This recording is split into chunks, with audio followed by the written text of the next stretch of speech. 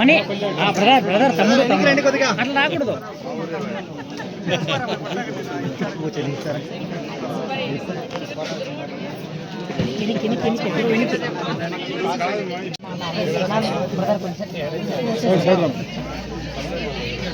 జనమాడంగా బాగా ఆడిస్తారు.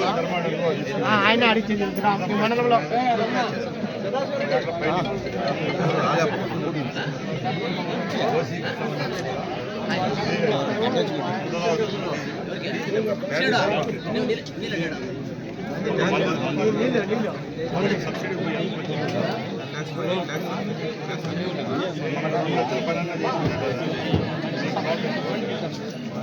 ఇదేం సులభమేనా?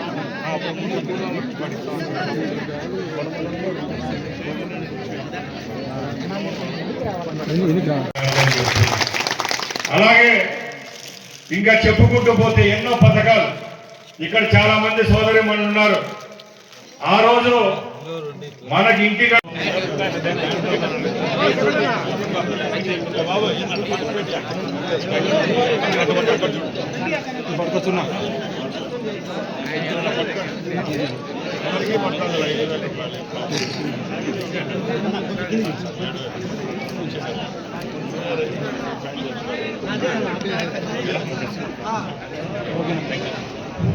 సోదరి మనులకు, వేదిక పైన పెద్దలకు, అలాగే వేదిక కింద పెద్దలందరికీ, అగ్రికల్చర్ డిపార్ట్మెంట్ యొక్క ఆఫీసర్లందరికీ నా తరఫున, రాష్ట్ర ప్రభుత్వం తరఫున ఈ కార్యక్రమం నిర్వహిస్తున్నాం కాబట్టి అందరికీ శుభాభినందనలు.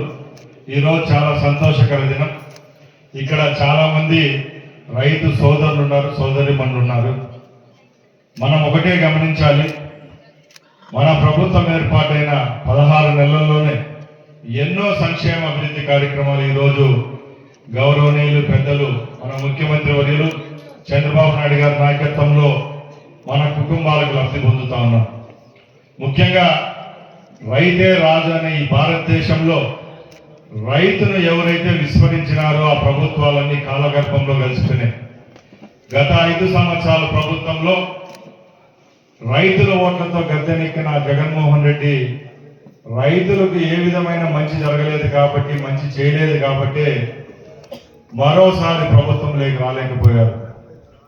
ఈరోజు ఈ కూటమి ప్రభుత్వానికి ఇంత బ్రహ్మాండమైన మెజార్టీతో అధికారంలో కూర్చొనబెట్టింది ముఖ్యంగా ఈ రాష్ట్రంలో ఉన్న ఎక్కువ జనాభా రైతులే కాబట్టి ఆ రైతులకు మంచి చేయాలన్న దృఢ నిశ్చయంతో అన్నదాత సుఖీభవ అనే నామకరణం చేసి ఎలక్షన్లకు ముందే రాష్ట్ర ప్రభుత్వంలో చంద్రబాబు నాయుడు గారు, కేంద్రంలో నరేంద్ర మోడీ గారు ఇద్దరు కలిపి రేపు మన ప్రభుత్వం ఏర్పాటైన తర్వాత రైతులకు మన ప్రభుత్వం ద్వారా మంచి చేయాలనే ఒక ఉన్నత లక్ష్యంతో ఏవైతే సూపర్ 6 పథకాలు ఇస్తామని చెప్పామో దానిలో భాగంగానే అన్నదాత సుఖీభవ అనే స్కీమ్ ఆ రోజే ఎలక్షన్ల ముందు చెప్పడం జరిగింది. ఎలక్షన్ల తర్వాత కూటమి ప్రభుత్వం అధికారంలోకి రావడం జరిగింది.